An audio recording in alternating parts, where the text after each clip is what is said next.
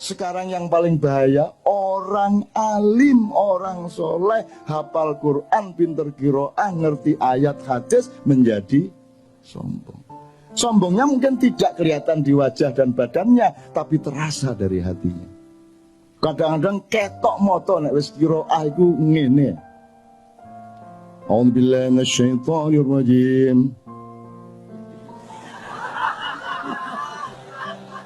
Bismillahirrahmanirrahim.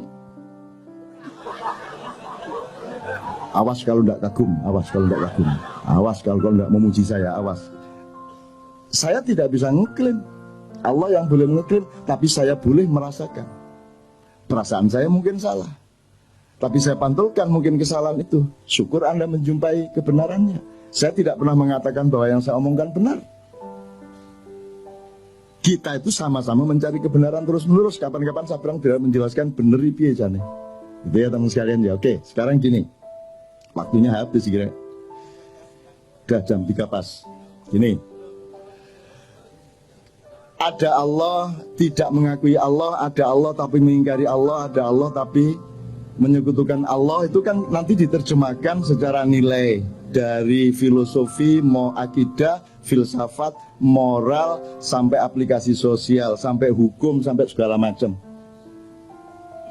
Kalau seorang hakim memutuskan tok itu tidak ada Allah dalam file pikirannya, itu ketukan palu ateistik. Jelas toh? Kan begitu rumusnya tadi. Karena ini luar biasa. Ini apa namanya? Apa jenenge pra-peradilan ini diterima apa tidak? Kan penting banget itu. Kalau Allah tidak terlibat di situ berarti ateis gitu ya kira-kira. Sekarang saya tanya, kalau dikebawakan lagi, kalau ada Allah berarti Anda secara moral jujur apa tidak jujur? Kalau ada Allah. Kalau secara ilmu objektif apa tidak objektif? Kalau secara olahraga sportif apa tidak sportif? Kalau secara hukum adil atau tidak adil? Kan sebenarnya sama semua itu. Yang namanya suci itu kalau dalam hukum adil, kalau dalam olahraga sportif itu suci, benar-benar suci. Kalau dalam ilmu objektif, jernih. Kalau dalam kesenian pas ya Ben ya, mana Ben? Kalau pitch-nya do ya do. Kecuali kepentingan estetiknya menyuruh donya naik dikit atau turun dikit dalam sifat-sifat pentatonik misalnya. Gitu ya. Sekarang saya tanya, praktis saja sama Anda. Apakah di sini Anda bisa jujur? Yang bicara tadi jujur apa tidak? Pakai dibatas-batasi enggak? Kalau ngomong aja toh. Sejujur-jujurnya apa adanya, betul enggak? Coba Dadang suruh pidato di masjid, coba. Coba. Demi Tuhan saya ateis, jajal ngomong ngono di Petamburan. Tapi Dadang boleh jujur menjadi dirinya. Dan aku mengerti aslinya dia. Aku tidak percaya kepada kata-katanya karena dia sangat lembut dan penuh cinta dan penuh kesolehan perilakunya. Loh, aku tidak percaya sama kata-katanya. Wong kata-katanya itu untuk menutupi kesuciannya. Jangan top tetangga mudang. Oh masuk Facebook ya kira ya. Itu sekalian ya oke. Insya Allah di sini ya. Dari tadi saya di belakang 2-3 jam di sana dan saya lihat. Ini teman-teman jujur amat ya, suci mereka ini. Dan malaikat sudah Anda perintah untuk melindungi Anda. Karena malaikat itu kan fungsinya ya'malu ma yu'marun. Mengerjakan yang diperintahkan. Ustaz, siapa yang punya hak memerintah malaikat? Allah. Manusia boleh enggak? Tolong kapan-kapan antum jelasin ya.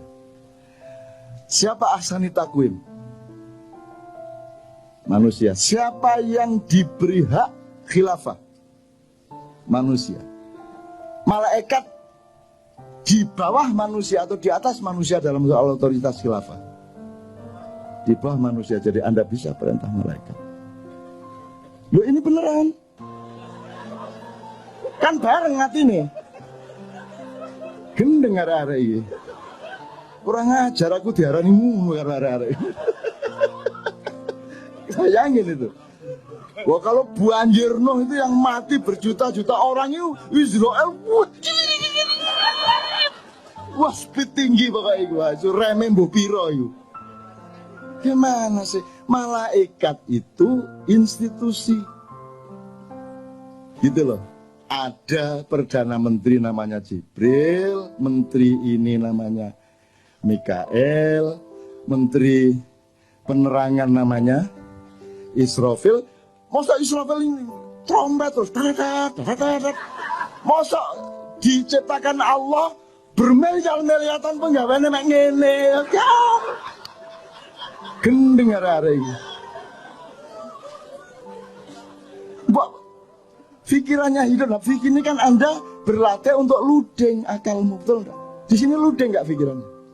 Aku tanya di tempat mana yang kamu bisa ludeng semerdeka-merdekanya tapi tulus seperti di sini. Begitu kamu ke kantor, bisa kamu mikir gitu? Kebuntu kan gitu kan? Di sini Anda ludeng lah ya. Terus nodoh Israfilku penggaweane trombon. Gendeng arek. Itu berarti dia yang melakukan, dia sound system. Dia loudspeaker of all information from Allah. Kan gitu. Jadi informasinya gak mek toek-toek tok. Engko dhek terus usul, Gusti Allah mbok kula nyuling barang. Mosok nrompet tok gitu kan. Engko dhek nggawe proposal. Wah niku enten gamelan kula nggih tak ngegong ah. Arek-arek iki lho. Gimana ulama-ulama ini jelasin Islam ya Allah? Kok tidak boleh berkembang akal sehat itu? Gitu loh. Itu berarti dia yang menjadi duta informasi. Jadi al-khabirnya Allah itu melalui Israfil. Tapi khususan untuk Muhammad surat sakti itu Jibril langsung Perdana Menteri gitu loh. Terus saiki mergo wis gak ono wahyu, Jibril nganggur. Ngene iki.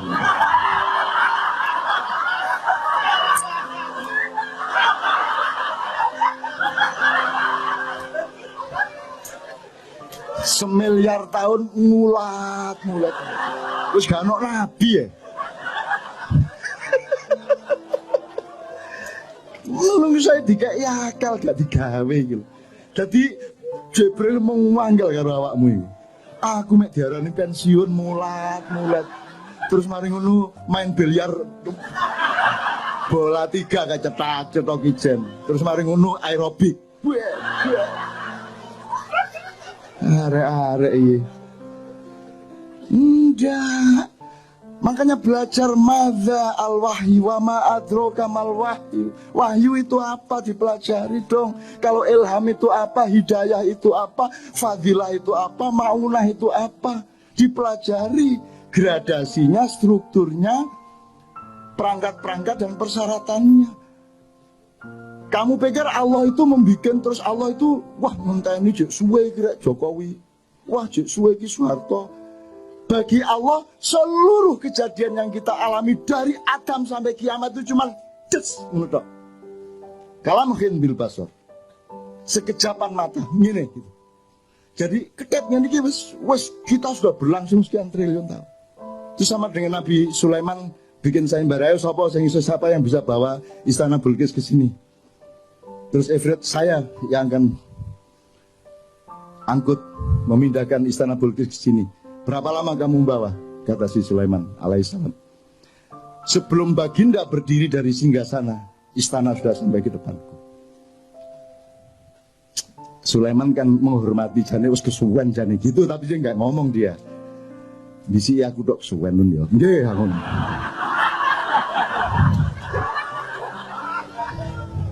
Akhirnya muncullah Asif bin Barkhiyah. Ya baginda, Sebelum Baginda selesai berkedip, istana sudah di sini. Terus Sulaiman gurung jawab, sudah di situ istananya. Jadi jin kalah sama manusia jauh. Dan malaikat disuruh Allah taat kepada khalifah. Makanya yang bikin proposal malaikat kepada Muhammad, kepada Ibrahim. Yang bikin proposal malaikat. Gunung bikin proposal kepada Muhammad. Ya Rasulullah, engkau dipanah oleh orang-orang kafir itu sehingga lehermu luka, sehingga pundakmu sengkleh dan engkau dievakuasi masuk ke gua Uhud. Mohon perkenankan aku untuk menjatuhkan, menggugurkan batu-batuku supaya menimpa pasukan-pasukan kafir itu. Terus malaikat Sang Hyang Bayu, Sang Hyang, macam-macam datang. Rasulullah izinkan, saya tak ngebes. Ngebes itu artinya badai. Saya tak nyunami. Macam-macam bahasa nih. Terus ruang sana nek malaikat cara apa? Kamu pikir siapa yang mengajari malaikat ngomong? Tahu benda ini, benda itu. Ustaz, apa ayatnya? Adam diajari Allah, Adam mengajari malaikat. Jadi karena kejadian air yang naik ke darat itu namanya tsunami, ya ada yang ngomong, kalau tak tsunami gitu, Kanjeng Nabi ngono. Wah, aku krungu dhewe rek. Pokoknya menawarkan, bikin proposal, mohon izin kepada Muhammad SAW untuk ikut membantu Muhammad menghancurkan orang-orang kafir. Muhammad mengatakan, tolong jangan lakukan. Sebab kalau Allah perintahkan, pasti dia juga perintahkan saya, kamu akan saya suruh, tapi jangan lakukan. Karena aku sudah terlanjur mendoakan agar yang melukai saya tadi nanti punya cucu menjadi pemimpin Islam. Gitu loh. Jadi kalau orang utang tidak bayar-bayar, doakan ya Allah, jadikanlah anak dia besok-besok orang yang murah hati memberi uang sebanyak-banyaknya kepadaku. Ngono. Wong ditagih gak kena, ya toh?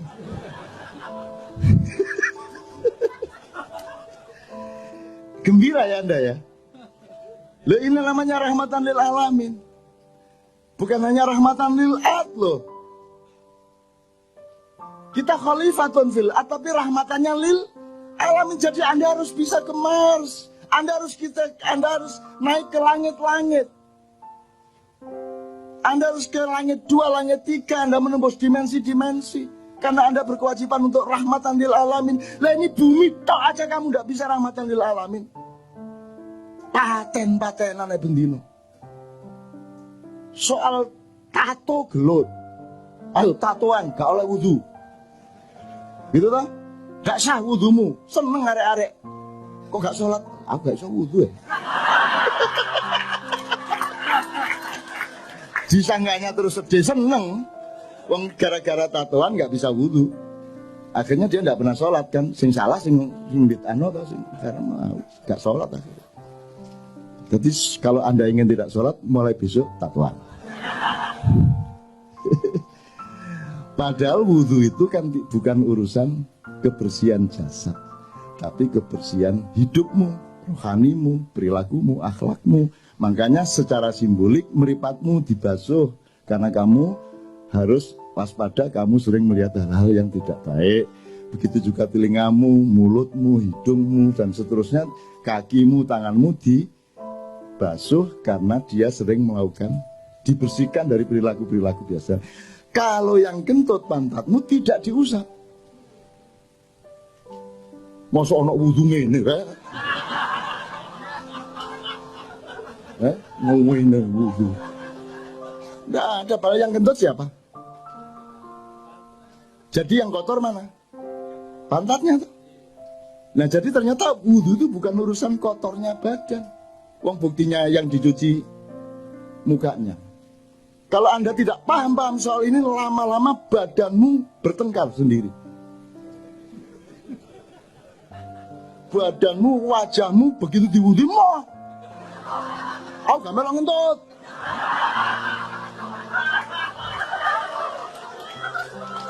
Terus ngene, ku, saya lihat itu saya ngentut deh, itu aku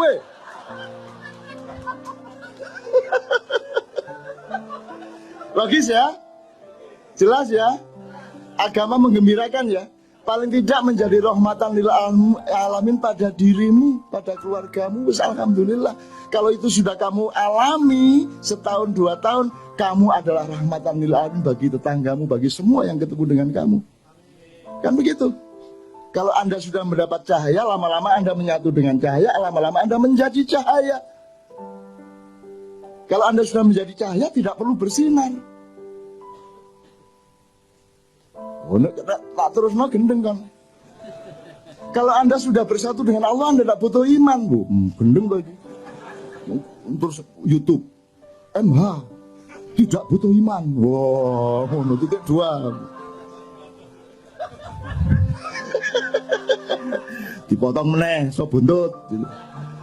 Maksud saya, iman itu kan jalan, jembatan untuk kamu berjumpa, supaya kamu tidak ragu-ragu terhadap perjumpaan denganku, kata Allah. Maka kamu menyatu dengan Allah. Kalau kamu hidupmu sudah terus-menerus ludeng Allah dan kamu secara dialektis, kamu tidak butuh iman lagi. Loh, ngarepe ngono iku. Ojo terus MH anti iman. Gendeng arek-arek itu. Saya ditanya wartawan MI, Cak, kalau puasa Mbak Novia memasakkan apa? Kalau buka, terus aku jawab, pokoknya saya itu ndak ingin yang susah-susah. Maksudnya, ya misalnya daging ayam itu kan kudu betot, dicekel apa? Belungnya terus wus angel, Mas. Aku tempe tahu wis gampang, bleng ngecapi cepet. Terus besok keluar di koran MI, MH2 saya anti daging.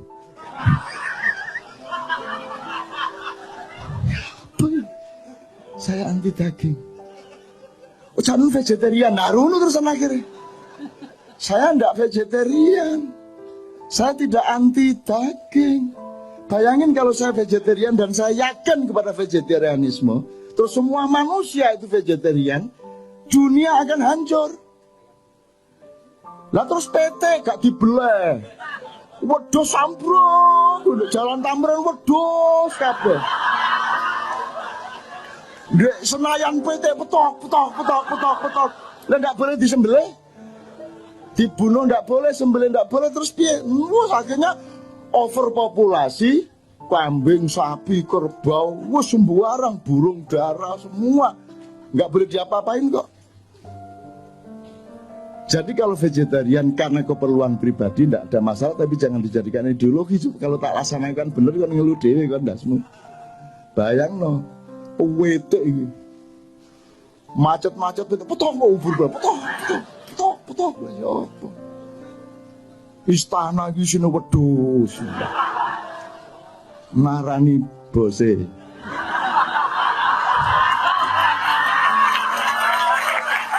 Ngono upamane ya. Oke, sekarang saya tanya, iki wis minta waktu nira aku kudu nang airport iki, Rek. Oke. Anda di sini jujur, insyaallah ya.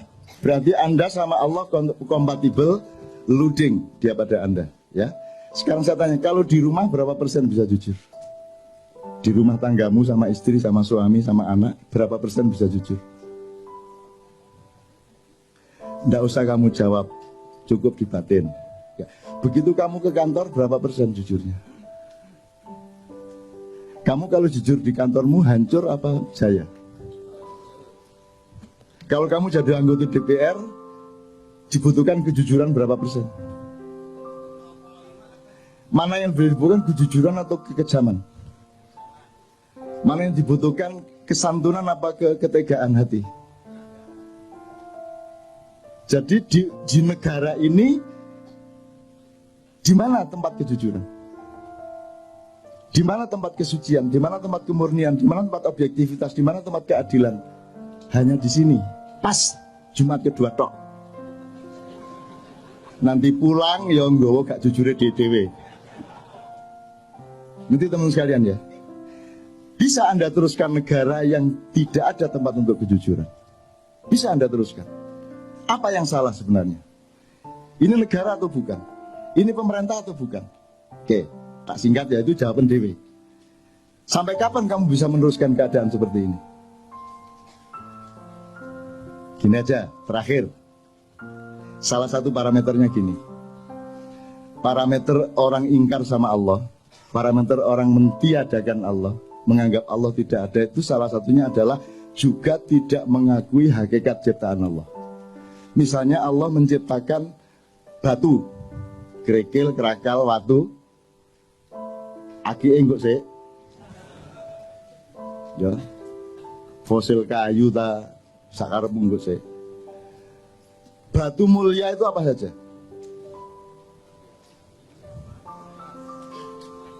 Emas, intan, berlian. Oke, mau milih apa? Intan gitu ya? Intan ya? Oke, 3 aja kita ambil 3 dari variabel ini. Intan, emas, batu. Kalau intan, emas, batu, Anda bisa nggak ngukur dengan mata Anda ini emas beneran atau tidak? Nggak bisa ya? Ini berlian harganya mahal, itu gimana caranya kamu ngukur? Jadi yang benda kelihatan mata saja Anda nggak bisa ngukur. Sekarang Anda tahu nggak bahwa manusia itu dibikin oleh Allah, ada yang berkualitas batu, ada yang berkualitas tembaga, silver apa namanya, perak, emas, berlian, intan, mutiara. Betul enggak? Percaya enggak Anda bahwa ada manusia mutiara? Siapa contohnya manusia mutiara? Muhammadun Basyarun, laisa kal basyari, bal huwa yaqut bainal hajari. Muhammad itu makhluk, tapi dia bukan sembarang makhluk. Dia bukan makhluk biasa. Dia adalah mutiara di tengah batu-batu. Tak persingkat ya Mas ya. Sekarang orang ngerti nggak bedanya manusia batu sama manusia mutiara? Diajarkan nggak di sekolah? Untuk membedakan manusia bermutu dan tidak, diajarkan nggak? Orang sekarang ini, rakyat Indonesia, ngerti nggak bedanya manusia batu sama manusia mutiara? Nah kalau tidak, tolong simulasi. Bangsa yang tidak mengerti bedanya batu dengan mutiara, itu bisa terjadi apa pada mereka? Sebab nanti ada mutiara yang dibuang, karena toh orang tidak mengerti mutiara. Ada batu yang dimutiara-mutiarakan dengan pencitraan melalui Kompas, Tempo, dan lain sebagainya. Terus Anda semua percaya itu mutiara. Cuma dikasih warna kuning supaya seperti emas dan Anda percaya dia emas. Terus Anda harus pakai demokrasi, dan demokrasi itu biar seon emas sama seon batu sama. Satu suara. Demokrasi itu lahir dari bangsa yang tidak mengenal kemutiaraan manusia. Saya enggak provokasi ya. Di Quran itu yang disebut Allah apa? Ini Mas, sudah nikah? Belum? Mbak sudah nikah? Belum? Kok kabeh rawan ya oke? Dono abi panis iki. Sudah nikah? Udah. Lebih penting mana, negara apa nikah? Nikah, jelas ya. Umumkan tuh kepada setiap orang, bahwa negara kalah penting. Sekarang pilih mana, negaramu bubar atau pernikahanmu bubar? Ya jelas. Jadi kamu memberi bobot sesuatu itu mesti ngerti mana emas, mana mutiara, mana batu. Kalau kamu tidak mengerti itu, kamu akan celaka. Lebih parah lagi seterusnya. Nah sekarang ini yang terjadi adalah, untuk apa saya ambil emas mahal, susah nyarinya. Mbok sudah saya ambil batu saja, tapi tak cat seperti emas. Itu yang terjadi. Musik ya gitu, DPR ya gitu, pemerintah ya begitu, kan yang dicarikan batu-batu. Jadi kalau kamu sekarang oleh Allah diberi karomah sehingga Anda adalah mutiaranya bangsa Indonesia, Anda harus siap untuk sengsara, siap untuk tidak dianggap. Karena yang berkuasa dan yang punya duit tidak akan mau membeli Anda karena terlalu mahal harga Anda. Mending ambil batu, dianda-andakan, ngerti nggak? Ngerti ya? Oke. Sementara tidak ada orang marah, orang juga nggak ngerti kok bedanya emas sama. Jadi teman-teman di Ma'iyah ini nomor satu adalah tolong belajar kualitas manusia. Tolong mempelajari mana manusia batu, mana manusia mutiara, mana emas. Zaman kalau di Quran hanya disebut ada raja. Dan raja itu yang menentukan sebenarnya Allah, yaitu kalau orang rakyatnya sudah mengetahui, oh itu memang orang mutiara itu. Sulaiman itu memang mutiara. Yusuf itu memang mutiara. Daud itu memang mutiara. Semua orang mengakui dengan jujur. Maka dia rajanya memang. Tidak perlu pemilihan. Pemilihan itu terjadi karena Anda tidak ngerti bedanya mutiara sama. Saya bukan anti pemilu. Tapi kalau diterusin memang anti pemilu. Tapi saya tidak mengatakan begitu. Bahwa outputnya seperti itu bukan salah saya. Nah sekarang Anda mau pilih mana? Di Quran tidak ada disebut kecuali kerajaan dan raja. Dan Anda ditipu selama 500 tahun ini. Anda pikir yang di sana itu kerajaan itu bukan kerajaan, itu bukan raja. Raja nggak begitu. Raja punya kualitas, raja punya wibawa. Kalau pakai terminologinya Ronggo Warsito ya Satrio Pinandito Sinisian Wahyu. Sinanding Wahyu, enggak apa-apa, Sinisian, Sinanding bodoh sama. Jadi Anda harus bisa melihat. Nah sekarang mutiara-mutiara justru dihancurkan. Apakah dia inovator teknologi? Harus dihancurkan. Apakah dia wartawan kreatif? Dikeluarkan. Karena Anda mutiara. Anda mau jujur, mau jernih, mau berbinar-binar seperti mutiara, Anda dikeluarkan. Yang dibutuhkan batu-batu yang dipoles. Karena sekarang yang nomor satu pencitraan. Yang penting itu bukan kamu itu ayam atau bukan. Yang penting rasamu ayam. Bener gak? Kata Sabrang, jeruk itu hanya dipakai untuk cuci piring. Nah yang diminum orang itu yang rasa jeruk. Gendeng ngomong saya. Apalagi orang Jawa, ini sedang periode di mana orang Jawa memperhinakan dirinya. Kalau ada sinetron yang paling rendah derajatnya pasti orang Jawa. Kalau pembantu rumah tangga harus orang Jawa. Kalau pelawak yang dibodoh-bodohkan pasti orang Jawa. Bahwa bahasa yang paling jelek adalah yang medok. Sehingga orang Jawa pun kalau di televisi menjawa-jawakan dirinya, bagaimana kamu kok baru datang sudah malam begini?